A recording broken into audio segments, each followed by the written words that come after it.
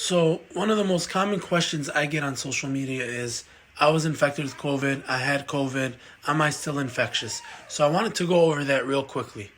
So, here's a cool graph from the CDC, and we'll look through that. So, as you can notice, right here is when, let's say, you get exposed to the virus, you got the virus. People start actually being infectious, so contagious, 2 days before they even have symptoms. So day zero is when your symptoms first occurred, and this is a period from day zero to day five when you're highly infectious.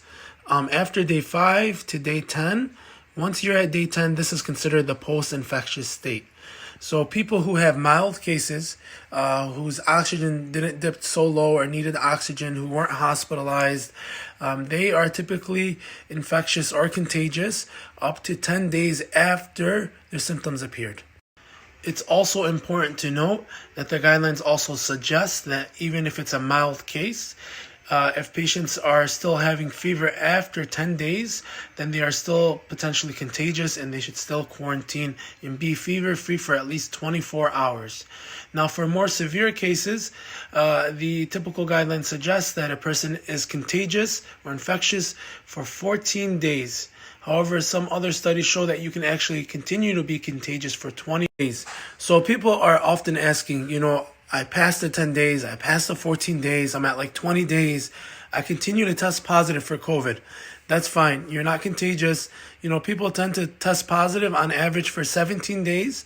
And then the max has been seen up to 83 days.